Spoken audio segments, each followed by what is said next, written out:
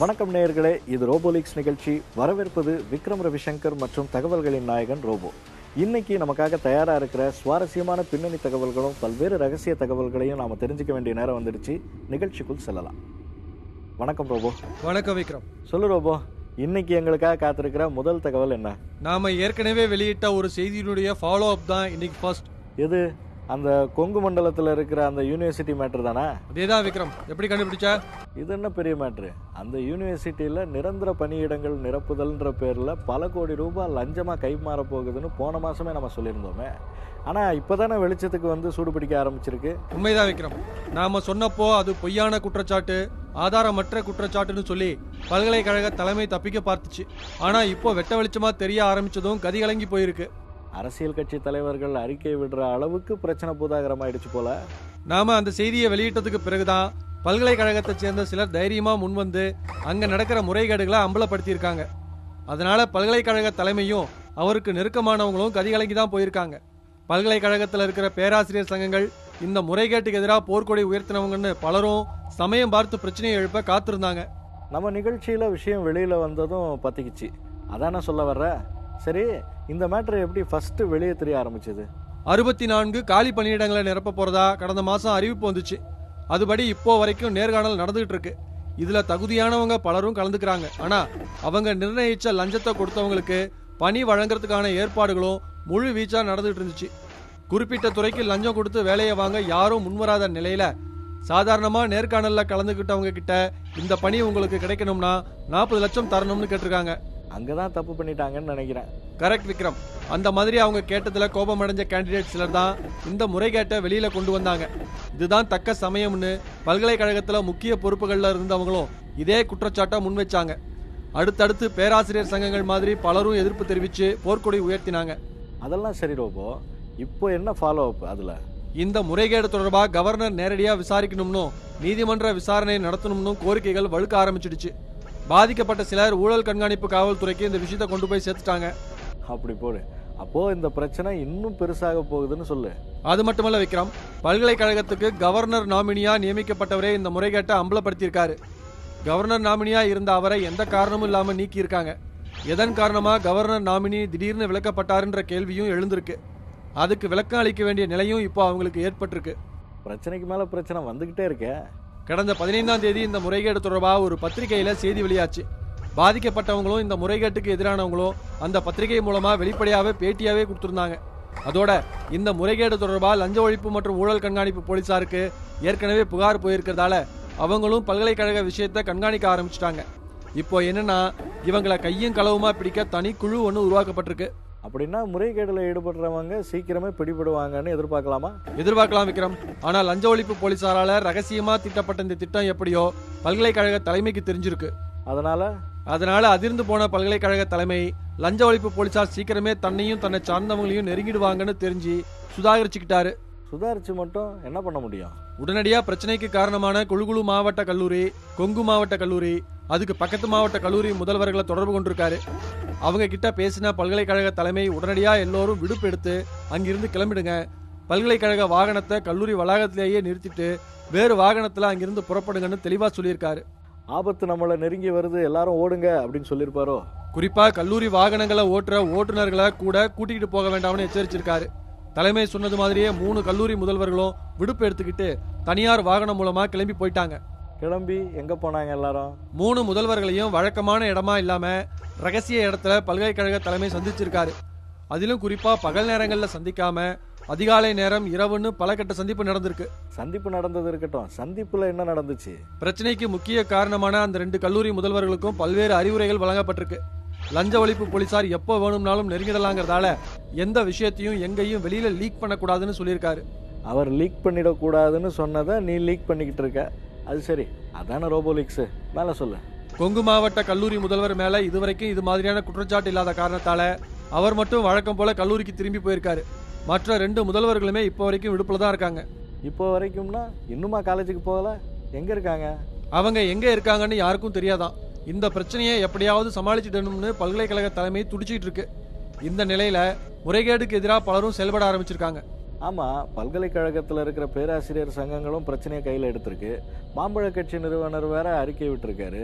அந்த ஒரு அறிக்கையிலேயே பல்கலைக்கழக தலைமை ஆட்டம் கண்டிருக்கிற நிலையில மற்ற கட்சி தலைவர்கள்கிட்டையும் பாதிக்கப்பட்டவங்க புகார் கூற ஆரம்பிச்சிருக்காங்க. அதனால சீக்கிரமே இன்னும் நிறைய அறிக்கைகள் வர வாய்ப்பு இருக்கு. அப்போ தப்பிக்கவே வாய்ப்பு இல்லைங்கிறியா? விக்ரம், இன்னும் முடியல. கொங்கு மாவட்டத்துக்கு பக்கத்து மாவட்ட கல்லூரியில 14 உதவி பேராசிரியர்கள் பணிக்கு ஏற்கனவே தேர்வு செய்யப்பட்டவங்களை வர்ற டிசம்பர் 19ஆம் தேதி பணியமர்த்த இருக்காங்களாம்.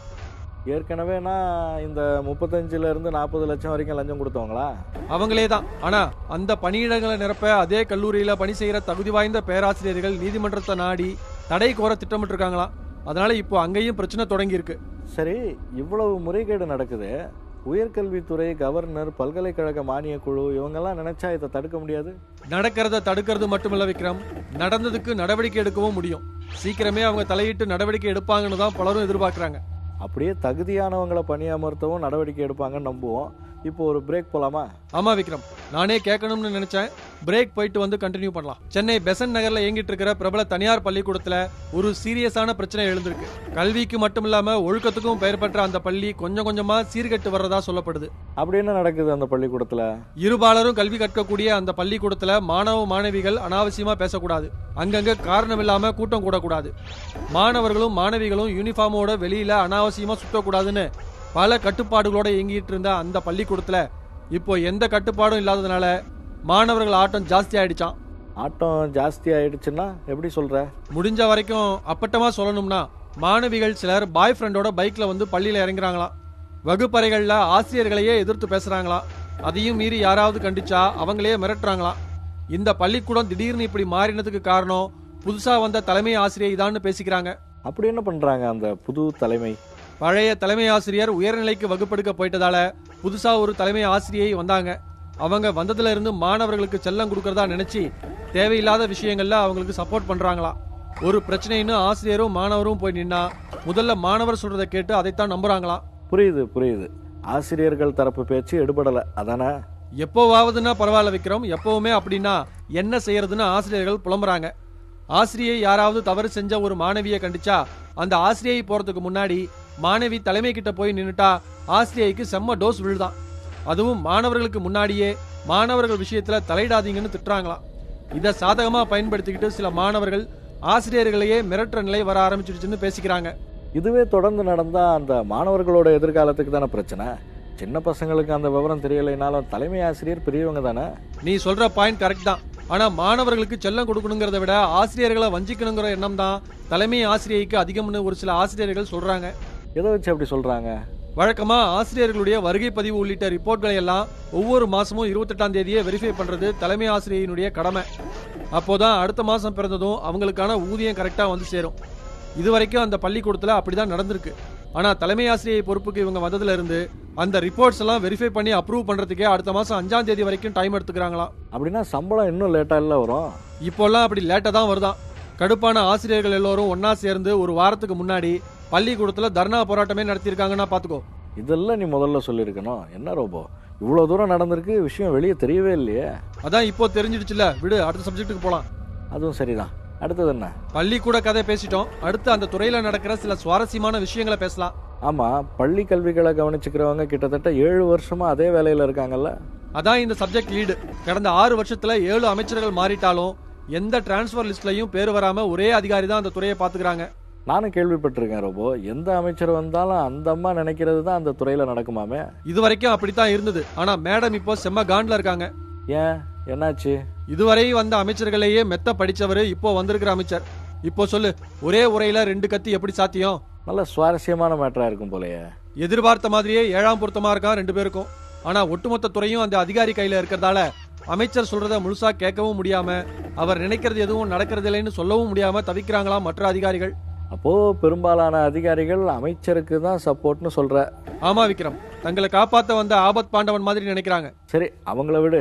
அதிகாரிக்கும் அமைச்சருக்கும் இடையில இது வரைக்கும் ஏதாவது பிரச்சனை ஏற்பட்டுச்சா இல்லையா, அதை சொல்லு. அதெல்லாம் மறைமுகமா நடந்துட்டு தான் இருக்கு. சமீபத்துல நடந்த பல கூட்டங்கள்ல நேரடியாவே இருவருக்கும் காரசார விவாதங்கள் போனதாகவும் தகவல்கள் கசியுது. தன்னிச்சையா செயல்பட்டே பழகி போன அதிகாரிக்கு இன்னொருத்தர் ஓவர்டேக் பண்றதை பொறுத்துக்க முடியலன்னு பொங்குறாங்க அமைச்சர் ஆதரவாளர்கள். அப்படி போடு. அப்போ கூடிய சீக்கிரம் அந்த துறையில பெருசா ஏதாவது வெடிக்கும்னு நினைக்கிறேன். பொறுத்திருந்து பார்க்கலாம்.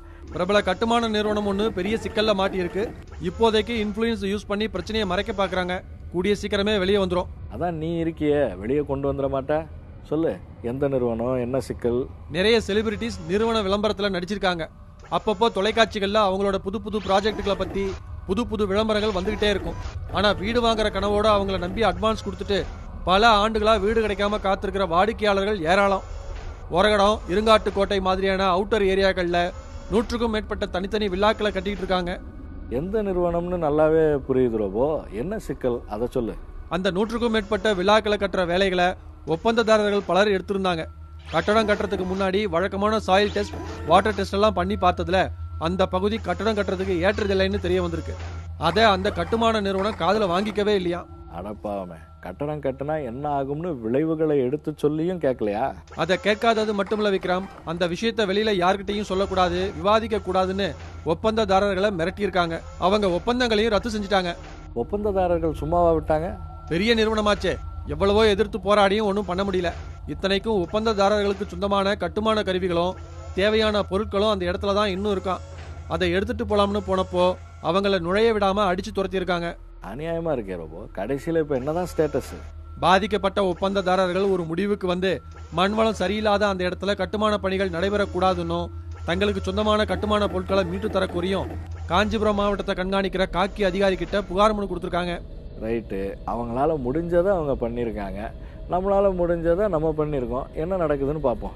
அடுத்த மேட்ரு. உலக புகழ்பெற்ற நாயகனுடைய மகளும் பிரபல நடிகையுமான அந்த கதாநாயகியுடைய மேலாளர் காக்கி தலைமை கிட்ட ஒரு புகார் கொடுத்திருக்காரு. என்ன புகாரு? அந்த நடிகையை பத்தி சமூக வலைதளங்கள்ல யாரோ ஒரு நபர் அவதூறு செய்திகளை பரப்புறதாகவும் தகாத வார்த்தைகளை பயன்படுத்தி அந்த நடிகைக்கு எதிராக கருத்து தெரிவிச்சதாகவும் அந்த நபர் மேல நடவடிக்கை எடுக்கணும்னு புகார் கொடுத்திருந்தாங்க. சாதாரண மக்கள் இந்த மாதிரி புகார் கொடுத்தா அவங்களுக்கு ஏதாவது அசம்பாவிதம் நடக்கிற வரைக்கும் கண்டுக்காம இருக்கிறவங்க இந்த விஷயத்துல சிறப்பு கவனம் செலுத்தியிருப்பாங்களே. இந்த விஷயத்தை ஆரம்பிக்கும் போதே இப்படி ஏதாவது வாய விடுவன்னு நான் நினைச்சேன். அப்படியே செஞ்சுட்டேன். ஏன், நான் ஏதாவது தப்பா உளறிட்டேனா? நீ சொன்னது ஒரு வகையில ஏத்துக்க கூடியதா இருந்தாலும் இந்த மேட்டர்ல அப்படி நடக்கல. இன்ஃபேக்ட் அப்படி நடக்கலைன்றது தான் மேட்டரே. தெளிவா குழப்புற ரோபோ, கரெக்டா புரியுற மாதிரி சொல்லு. புகார் வந்ததும் நீ சொன்ன மாதிரி சைபர் கிரைம்ல நடவடிக்கையை தொடங்கிட்டாங்க. சம்பந்தப்பட்ட நபரையும் ட்ரேஸ் பண்ணி கண்டுபிடிச்சிட்டாங்க. அப்படி கண்டுபிடிச்சவங்க அந்த நபரை கையும் களவுமா பிடிக்க முடியலனாலும் கையோட கூட்டி வந்தாவது விசாரிச்சிருக்கலாம். வேற என்ன பண்ணாங்க? ஃபோன் பண்ணி விசாரணைக்கு வர சொல்லி கூப்பிட்டுருக்காங்க. ஆமா, அவன் வந்துட்டு தான் மறுவேளை பார்ப்பான். கரெக்ட் விக்ரம். கால் வந்த அடுத்த நிமிஷமே ஆள் எஸ்கேப், தலைமறைவாயிட்டார். அதான் சொன்னானே, அப்புறம் என்னாச்சு? விஷயம் மேலிடத்துக்கு போய் ஏன் இன்னும் நடவடிக்கை எடுக்கலைன்னு கேட்கும்போது தான் தெரிஞ்சிருக்கு அந்த புகார் தொடர்பா எஃப்ஐஆரே போடலையாம். சம்பந்தப்பட்ட அதிகாரிகளை உயர் அதிகாரி விட்டு வாங்குன்னு வாங்கிட்டார். அது வேற ஒன்றும் இல்லை ரோபோ. தினமும் நிறைய பிரச்சனைகளை சந்திக்கிறதும் விசாரிக்கிறதுமே அவங்க வேலையா இருக்கிறதால எல்லாத்தையும் சின்ன மேட்டரா எடுத்துக்கிறாங்கன்னு நினைக்கிறேன். அப்படியும் இருக்கலாம். சரி, அடுத்த மேட்டருக்கு போலாமா? போலாம் ரோபோ. இந்த ரூபாய் நோட்டு விவகாரத்தை பத்தி இன்னைக்கு எதுவுமே சொல்லலையே, மறந்துட்டியா? அதை பத்தி தான் போதுங்கிற அளவுக்கு போன நிகழ்ச்சியிலேயே பேசிட்டோமே விக்ரம். இருந்தாலும் இன்னைக்கு கோட்டா எதுவும் இல்லையா? ஏதாவது விட்டுருக்க போற, நல்லா யோசிச்சு பாரு ரோபோ. நீ இவ்வளவு கேட்கறதுனால சொல்றேன். பணம் எப்படி எங்கெல்லாம் இல்லீகலா மாறுதுன்னு ஏற்கனவே பார்த்தோம். அதுல கூடுதல் தகவல் என்னன்னா, ஒரு குரூப் சுற்றுலா தலங்களை குறி வச்சு இயங்கிட்டு இருக்கான். எப்படி சுற்றுலா தலத்துல எப்படி மாத்துறாங்க? உதாரணத்துக்கு சொல்லணும்னா, ஊட்டி, கொடைக்கானல் மாதிரியான சுற்றுலா தலங்கள்ல இருக்கிற பார்க்குகள், போட்டிங் போற இடங்கள்ல ஏகப்பட்ட கலெக்ஷன் ஆகுது. அங்கெல்லாம் பழைய 500, 1000 ரூபாய் நோட்டுகளை எந்த கவுண்டர்லையும் வாங்குறதில்ல. எல்லாம் 100 ரூபாய்களும் அதுக்கு குறைஞ்ச ரூபாய் நோட்டுகளும் தான். ஆனா அடுத்த நாள் அந்த கலெக்ஷன் பேங்குக்கு போகும்போது பழைய 500, 1000ங்களா போகுது. இதுக்கு என்ன அர்த்தம்னு நீயே யோசிச்சுக்கோ. இதுல யோசிக்கிறதுக்கு என்ன இருக்கு? எல்லாம் உள்ளூர் பிரமுகர்கள், கரைவேட்டிகள் வேலை தானே. இன்ட்ரெஸ்டிங்கான மேட்டர் தான் ரோபோ. அப்ப நம்ம கிளம்பலாமா? நல்ல வேலை, இன்னும் ஏதாவது இருக்கான்னு கேட்காம விட்டிய. அடுத்த நிகழ்ச்சியில சந்திக்கலாம் விக்ரம். Thank you robot. நேயர்களே, நம்ம நிகழ்ச்சி தொடர்பான உங்கள் கருத்துக்களை robo@newgenmedia.in மின்னஞ்சல் முகவரிக்கு எழுதி அனுப்புங்க. மற்றொரு நிகழ்ச்சியில் சந்திக்கலாம். நன்றி.